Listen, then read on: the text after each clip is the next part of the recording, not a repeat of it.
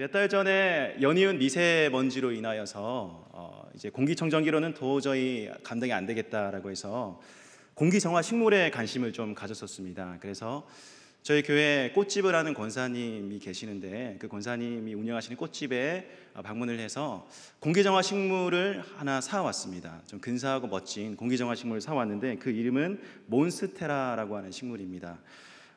처음에 이제 권사님께서 목사님 작은 것부터 좀 시작해 보시지 그래요. 저는 그 말의 의미가 무슨 의미인지 몰랐습니다. 그럼에도 불구하고 큰 식물을 제가 너무나도 멋지게 생각했기 때문에 그 식물을 사왔습니다. 우리 사진 한번 보여주시겠습니까? 이러한 식물입니다. 네, 집 거실에 두니까 집 분위기가 확 살아나는 거예요. 한 일주일 정도 공들여서 잎도 닦아주고 그 다음에 물도 주고 했습니다. 그런데 일주일이 지난 다음에 점점 관심이 멀어지기 시작해서 가끔 가다가 그냥 스치다가 보는 그러한 식물이 되었습니다. 바쁜 일들로 인해서 물도 많이 주지 못했어요. 아니 거의 주지 못했습니다. 그런데 가끔 이렇게 몬스테라를 거실에 앉아서 보는데 잎사귀가 하나 둘씩 올라오는 거예요. 그리고 줄기도 자라나기 시작합니다. 그리고 시간이 좀 더 지나니까 더 예전보다 많이 풍성해졌어요. 너무 신기했습니다. 제가 물을 주지도 않았는데 어떻게 이렇게 몬스테라가 풍성하게 자랄까? 너무나도 신기해서 그 식물 앞에서 감탄하면서 아내에게 이런 말 했습니다. 여보, 이 식물은 내가 물을 주지도 않았는데도 이렇게 잘 자라는 것을 보니 생명력이 정말 뛰어난 것 같아. 정말 이 식물은 나에게 맞는 식물인 것 같아 라고 했더니 아내가 어떤 말을 하냐면 당신은 왜 식물을 사오고 나서 물을 한 번도 주지 않느냐고. 물을 누가 주었는지 아십니까 여러분들? 제 아내가 물을 매일마다 주었고요. 그리고 베란다에서 햇볕도 받게 했답니다. 그 뒤에 이어지는 잔소리가 있었는데 여기까지만 말씀드리도록 하겠습니다. 네. 제가 물을 주지 않아도 이 식물이 그냥 자란 것이 아니라요. 아내가 물을 잘 주었기 때문에 이 식물이 자랐던 것이에요. 사랑하는 성도 여러분, 모든 살아있는 생명체는 공급받아야 살아갈 수가 있습니다. 제가 사진 한 장을 또 보여드리도록 하겠습니다. 여러분, 이 사진은 절벽에서 자라는 소나무 사진입니다. 여러분, 이 사진을 보면서 이러한 생각을 할 수가 있어요. 도대체 저 소나무는 어디로부터 공급받아 살아가는가? 네, 공급받는 곳이 있습니다. 바로 저 바위로부터 공급받는다라고 합니다. 저 절벽에 자라는 소나무 뿌리에서 강한 산성 물질이 분비된다고 합니다. 그래서 바위를 녹입니다. 그래서 그 바위 안에 있는 인, 칼륨, 칼슘, 그리고 마그네슘, 미량의 요소까지 그 뿌리를 통하여 흡수한다라고 합니다. 또 질소라고 하는 성분은 빗물이 내릴 때 번개가 치면 거기서 합성되는 그 요소를 이 소나무가 흡수하며 살아간다라고 합니다. 이렇게 힘을 얻은 소나무는 더 깊게 바위 속을 뚫고 들어간다라고 하지요. 이처럼 바위에서 자라는 소나무도 공급받는 곳이 있기 때문에 이렇게 생명력을 잃지 않고 살아가는 것입니다.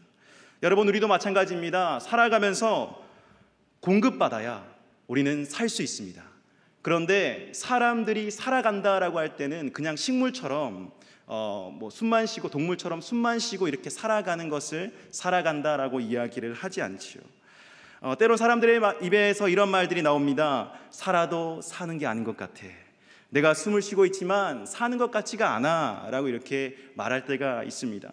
뭔가 뜻대로 되지 않아 마음이 괴롭고 힘들고 겉은 괜찮은데 속은 채워지는 것이 없고 뭔가 공허할 때 사람들이 이런 말을 자주 쓰죠. 사람은요, 단순히 먹는 것만으로 충족되지 않습니다. 그 이상으로 충족되어져야만 하는 존재가 바로 우리 사람입니다. 그래서 세상 사람들은요, 이 공허함을 달래기 위해서 세상이 주는 유익에 귀를 기울입니다. 또 그것을 열심히 찾기 위해서 달려가지요. 열심히 일합니다. 공부도 합니다. 돈도 법니다. 많은 사람들도 만납니다. 내가 하고 싶은 일들을 이루기 위해 열심히 노력하며 살아갑니다. 그런데 막상 그러한 많은 것들을 다 이루었음에도 불구하고요, 공허함을 느끼게 되는 경우가 많이 있다는 것입니다. 그렇다면 저와 여러분들이 진정으로 살아있음을 느끼게 하는 그것은 과연 무엇일까요? 오늘 본문 속에서 그 해답을 한번 찾아보고자 합니다. 오늘 본문은 에스겔서 말씀입니다. 에스겔은 이스라엘의 선지자였습니다. 특별히 본문에 나오는 에스겔은 하나님께서 주시는 환상 가운데 거하게 됩니다. 오늘 본문 1절부터 2절까지의 말씀을 우리 함께 읽어보도록 하겠습니다. 시작. 여호와께서 권능으로 내게 임재하시고 그의 영으로 나를 데리고 가서 골짜기 가운데 두셨는데 거기 뼈가 가득하더라. 나를 그 뼈 사방으로 지나가게 하시기로 본즉 그 골짜기 지면에 뼈가 심이 많고 아주 말랐더라. 에스겔 선지자가 하나님의 권능에 이끌려 가게 된 곳, 그곳은 바로 골짜기였습니다. 골짜기는 햇볕이 잘 들지 않는 곳이지요. 어두운 곳입니다. 공포심을 느끼기에 충분한 곳입니다. 그런데 거기에 뼈가 가득했다라고 합니다. 그 뼈들의 상태는 어떠했나요? 2절 말씀 보니까 그 뼈가 아주 말랐더라 라고 표현합니다. 아주 마른 뼈라는 것에 대해서 생명력을 우리는 전혀 찾아볼 수가 없습니다. 뼈들이 있는 그 골짜기를 여러분들이 걸어가고 있다라고 생각해 보십시오. 두려움이 느껴질 것입니다. 절망감이 느껴질 거예요. 내가 할 수 있는 것은 아무것도 없구나라고 생각이 될 것입니다. 무력감을 느낄 것입니다. 에스겔 선지자도 그와 같은 감정을 가졌을 것입니다. 예부터 이스라엘에서 뼈라는 것에는 사람을 살리는 생명이 그 안에 들었다라고 생각했습니다. 그래서 그 생명으로 말미암아 사람이 살아나기 때문에 그 뼈에 대한 중요성을 성경에서는 강조하고 있습니다. 그래서 내 뼈가 쇠잔하나이다 라는 이런 표현을 쓰는 시편의 구절도 있습니다. 죄를 지어서 하나님과 멀어져서 내 영적인 상태가 너무 심각하게 힘들어질 때 내 뼈가 쇠잔하나이다 라는 표현을 쓰고 있습니다. 그럼 어떠한 상황을 놓고 이렇게 영적인 생명력, 그것이 없어졌다라는 표현을 쓸까요? 지금 이 장면은 이스라엘 백성들을 표현하고 있는, 이스라엘 상황을 설명하고 있는 환상입니다. 이스라엘 백성들은 지금 포로로 잡혀왔습니다. 에스겔 선지자가 활동하던 시기가 바로 그때였지요. 이미 북이스라엘은 아수르에 의해서 잡혀갔습니다. 남유다는 바벨론의 포로로 잡혀갔습니다. 70년의 기간이 지났죠. 그런데 변한 건 아무것도 없었습니다. 더군다나 그의 고향에서 성전이 무너졌다는 소식이 들렸을 때 더 절망에 빠지게 됩니다. 그의 나라의 왕족을 비롯해서 모든 지도급 인사들이 다 붙잡혀 가게 된 상황입니다. 이제 민족성이라는 것은 다 찾아볼 수도 없고요. 내 나라 내 족이라는 글씨조차도 사람들의 기억에서 잊혀져 가고 있던 그때였습니다. 여러분, 이러한 상황들이 잘 감이 안 오신다면 요즘에 나라를 잃고 난민으로 살아가는 그 사람들을 한번 생각해 보시길 바랍니다. 너무나도 절망적이지요. 그들을 보호해 줄 수 있는 것이 아무것도 없습니다. 여러 나라를 돌아다니다가 죽임을 당한다 하여도 누구 하나 신경 쓰지 않습니다. 범죄에 연루되어 그냥 죽임을 당한다 할지라도 누구 하나 관심을 갖지 않고 그들을 구원해 줄 이 하나 없는, 보호해 줄 사람 하나 없는 그러한 절망적인 상황이었다라고 하는 것입니다. 이스라엘 백성들이 이렇게 된 이유가 무엇입니까? 바로 그들의 죄 때문이었습니다. 하나님은 그토록 이스라엘 백성들을 향하여 돌아오라라고 말씀하셨지만 이스라엘 백성들은 깨닫지 못했어요. 그들은 더욱더 우상을 만들고 그 우상이 본인들의 마음에 빈자리를 채워줄 것이라고 생각했습니다. 마음속에 내심 두려움이 있었지만 그냥 헛된 우상들을 계속 쫓고 또 쫓았던 거예요. 하나님으로부터 점점 멀어졌습니다. 그 마음이 계속해서 멀어지게 되었습니다. 여러분, 죄로 인하여 하나님으로부터 멀어진 백성은 하나님께로부터 공급을 받지 못합니다. 그래서 점점 메말라갔고요, 뼈가 되었고요, 그 뼈조차 말라가고 있던 그러한 절망적인 상태가 되었던 것입니다. 하나님께서는 단순히 그들이 고통을 겪고 있는 그 상황만으로 마른 뼈 같다라고 이야기하지 않으셨습니다. 내 백성이 나를 통하여 이 생명력을 전달받아야 될 터인데 그것을 받지 못하고 점점 영적으로 메말라가는 그 상황에 대해서 이야기하고 있었던 것입니다.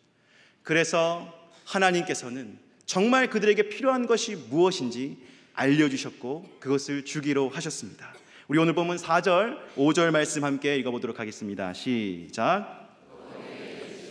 너는 이 모든 뼈에게 대언하여 이르기를 너희 마른 뼈들아 여호와의 말씀을 들을지어다.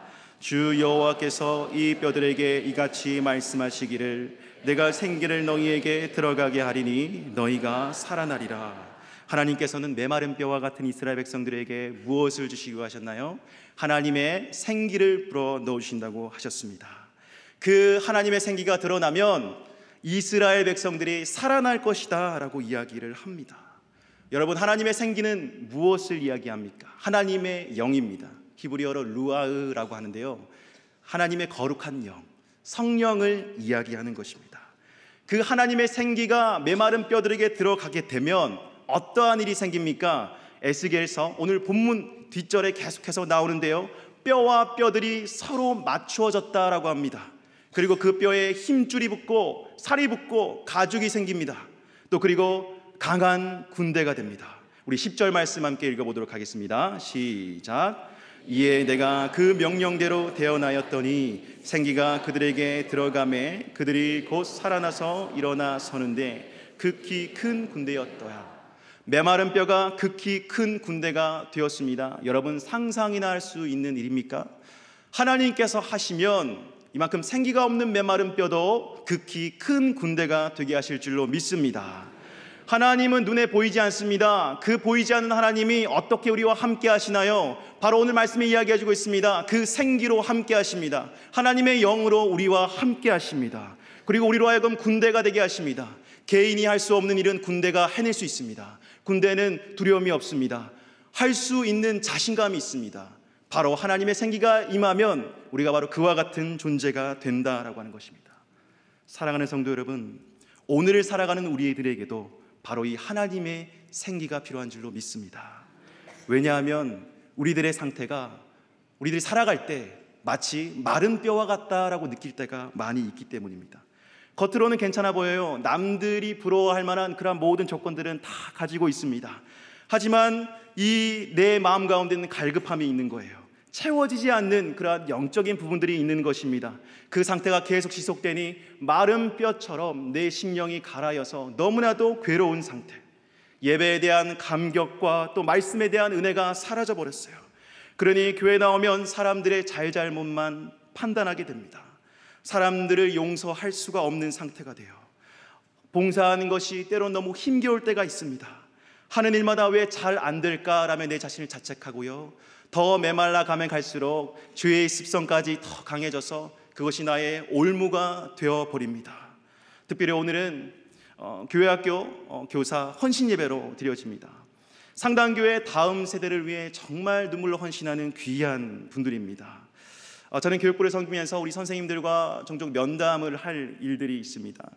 특별히 여름 사역, 여름 수련회 성경학교가 끝나고 나면 우리 선생님들께서 눈빛을 잘 마주치지 않을 때가 있습니다.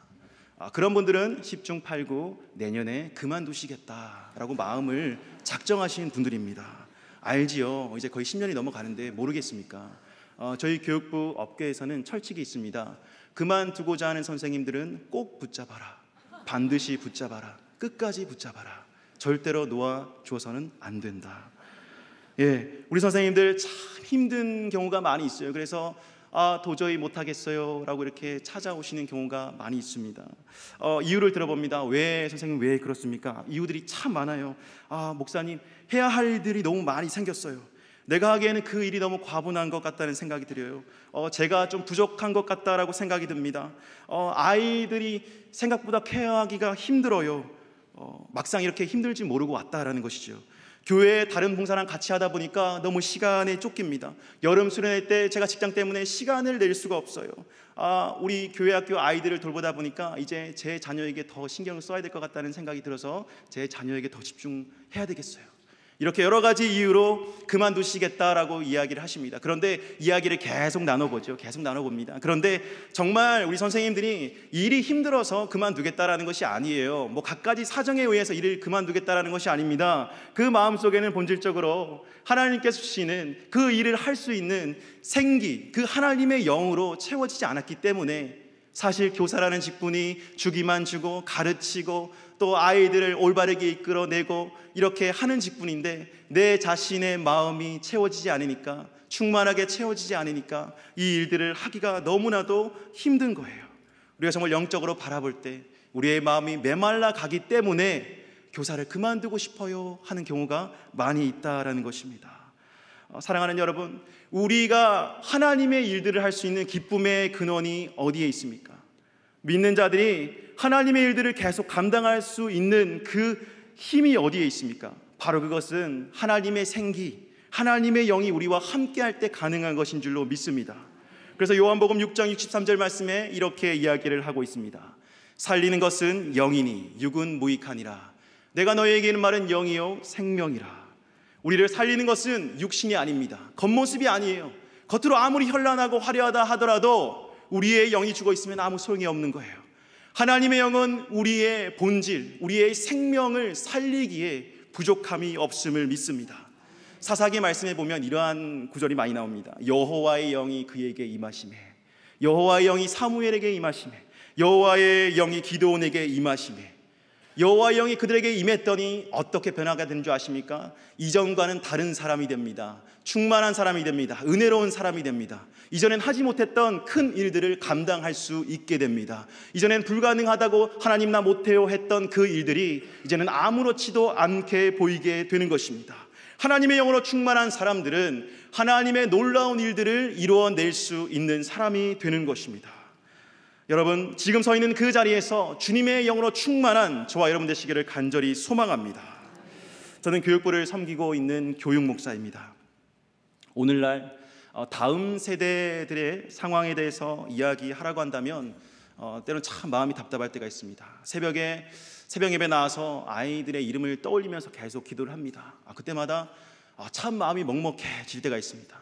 하나님, 이 아이들을 어떻게 합니까? 하나님, 이 아이들을 어떻게 합니까? 나는 감당할 힘이 없는데요. 하나님, 부족한 나를 이 상당교회에 보내주셔서 이 아이들을 위해서 기도하게 하시고 이 아이들을 올바른 길로 이끌어 가게 하셨는데, 하나님, 이 세상을 바라보니까 너무 악하고 이 다음 세대들이 너무나도 악한 세력의 유혹을 많이 받고 있으며 너무 무너져 내려가고 있습니다. 하나님, 내가 할 수 있는 것이 무엇입니까? 때로는 너무 가슴이 무너질 때가 많이 있다는 것입니다. 여러분, 얼마 전에 뉴스를 통해서 이러한 소식 들은 분들 계실 줄로 압니다. 광주에서요, 10대 청소년들이 10대 친구들 4명이 자신들이 살고 있는 원룸에 친구를 불러내어서 폭행을 했다라고 합니다. 그것도 한 번이 아니라 상습적으로 폭행을 했대요. 그리고 때려서 그 친구가 죽었습니다. 경찰이 물었습니다. 야, 너 왜 친구를 때려서 죽였니? 라고 하니까 죽을 줄 모르고 때렸습니다. 그냥 기분 나쁘니까 때렸습니다. 여러분, 학교폭력 문제가요, 지금 심각한 문제입니다. 뉴스를 보면 10대들의 폭력에 대한 그러한 기사들이 참 많이 나옵니다. 어른들에 대한 범죄 소식도 많이 들리지만 10대 청소년들에 대한 비행, 범죄 소식이 얼마나 많이 들리는지 모릅니다. 그리고 요즘 게임 중독 문제 참 심각하죠. 예전에는 그냥 오락실이나 그냥 책상에 앉아서 하는 그 게임이 전부였는데 요즘엔 스마트폰, 태블릿 PC가 생기는 바람에 어디서든지 돌아다니면서 게임을 할 수 있게 됐어요. 버스 안에서, 길을 걸어가면서, 심지어는 화장실에서 친구랑 이야기하면서까지 스마트폰을 합니다. 게임을 하기 시작합니다. 여러분, 게임을 계속해서 하다가 중독이 되면 어떤 일이 벌어지는 줄 아십니까? 감정 컨트롤이 안 됩니다. 내 뜻대로 나를 움직이지 못하는 그러한 상태가 됩니다. 어느 신문에서 이런 기사를 봤습니다. 어머니가 우리 아이가 너무 게임을 많이 하는 거예요. 그래서 이 아이 좀 이제 게임 그만하고 들어가서 공부해라 라고 이렇게 이야기를 했는데 그 부모를 칼로 찔러 죽인 거예요. 어떻게 이런 일이 벌어질 수 있나요? 감정을 컨트롤하지 못하는 거예요. 왜 죽였니라고 물어보니까 그냥 이 마음속에 분노가 솟아 올라와서 그랬다라고 이렇게 이야기를 합니다. 여러분, 요즘에 스마트폰을 통해서 많은 가학적이고 폭력적인 영상들이 아이들에게 보여지고 있어요. 또는 동성애 문제는 어떻습니까? 우리 고등부 아이들과 이야기를 나눌 그런 기회가 있었어요. 너희 학교에서 동성애 문제에 대해서 어떻게 생각하니? 라고 물어봤더니 그렇게까지 반대하는 친구들이 많이 없다라는 겁니다. 그냥 심각하게 여기는 애들도 별로 없고요, 그냥 괜찮은 것 아니냐라고 생각하는 친구들이 절반 이상 넘는다고 그래요. 여러분, 혼전순결 문제는 또 어떻습니까? 그냥 아이들 물어보면 우리 교회 아이들 말고요, 다른 아이들에게 이렇게 물어보면 혼전순결 사랑하면 괜찮지 않나요? 그냥 좋아하는데 그냥 결혼 전에 그렇게 같이 잘 수 있는 거 아닌가요? 이렇게까지 이야기하는 친구들이 있어요. 사랑하는 여러분, 예수님께서는요, 누가복음 23장 28절 말씀에 이렇게 말씀하셨어요. 예루살렘의 딸들아, 나를 위하여 울지 말고 너희와 너희 자녀를 위해 울라라고 말씀하셨습니다. 죄악이 관영하면 우리 어른들뿐만 아니라 우리 자녀들에게까지 그 영향을 미쳐서요, 우리 자녀들 앞길까지 그냥 다 뭉개버립니다. 미래가 없게 만듭니다. 절망적인 상황으로 만들어 버리는 거예요. 그래서 이스라엘이 그렇게 죄악으로 무너져가는 상황을 바라보며 예수님께서 말씀하셨어요. 너희 자녀들을 위해서 울라라고 말씀하십니다. 오늘이 바로 그때가 아닌가 싶습니다. 다음 세대를 바라보십시오. 메마른 뼈들처럼 생기가 없습니다. 점점 메말라갑니다. 이러한 아이들 어떻게 이끄시겠습니까? 어떻게 가르치시겠습니까? 어떻게 올바른 길로 그들을 바로 세우시겠습니까? 제가 아무리 생각해봐도 뭔가 뾰족한 방법이 없는 것 같아요.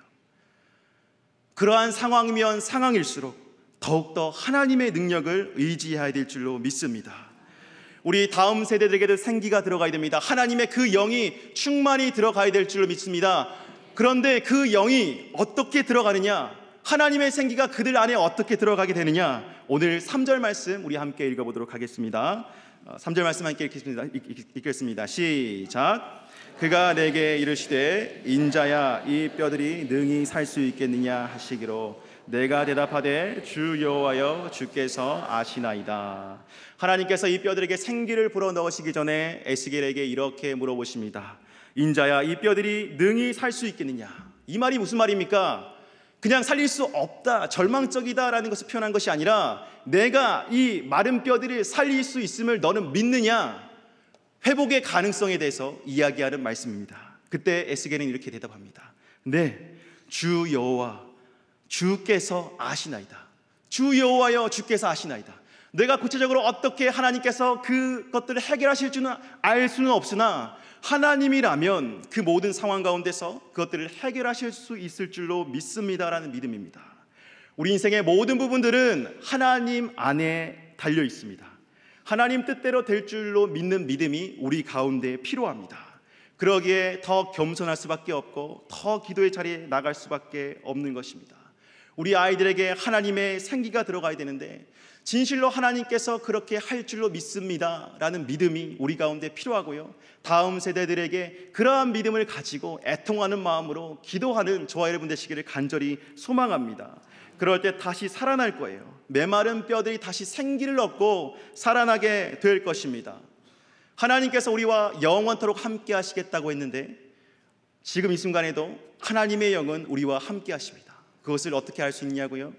하나님께서 이미 예수 그리스도를 이 땅에 보내주신 이후로부터 예수 그리스도가 승천하실 때 성령을 받으라, 그 성령이 너희와 영원토록 함께 하시리라 라고 말씀하신 그 말씀을 우리가 생각한다면 그 영을 우리가 멀리하였던 적은 있어도 그 영은 단 한 번도 우리를 떠난 적이 없다는 것을 기억하시길 바랍니다. 내 모든 문제도, 우리 가정의 모든 문제도, 주일학교의 모든 문제도, 다음 세대의 모든 문제도 우리가 하나님의 영으로 충만할 때 군대가 되어서 개인으로는 할 수 없었던, 혼자서는 엄두도 못 냈던 그 일들을 우리가 능히 감당하게 될 줄로 믿습니다. 매일마다 하나님의 영을 사모하며 그 영 안에 충만한 저와 여러분 되시기를 예수님의 이름으로 간절히 축복합니다. 우리 함께 기도하시겠습니다. 사랑이 많으신 하나님 감사합니다. 오늘 이 자리 가운데 우리를 불러주셔서 하나님의 영이 메마른 뼈들에게 들어가니 생기가 있었고 하나님 그것이 살리고 또 군대가 되게 함을 우리가 바라보았습니다. 하나님 오늘 우리들의 삶이 마른 뼈와 같고 우리들의 세상이 마른 뼈와 같을지라도 하나님께서 하시면 될 줄로 믿습니다. 주의 영으로 충만케 하여 주시옵소서. 주의 영으로 우리를 변화시켜 주시옵소서. 감사드리며 예수님 이름으로 기도드립니다. 아멘.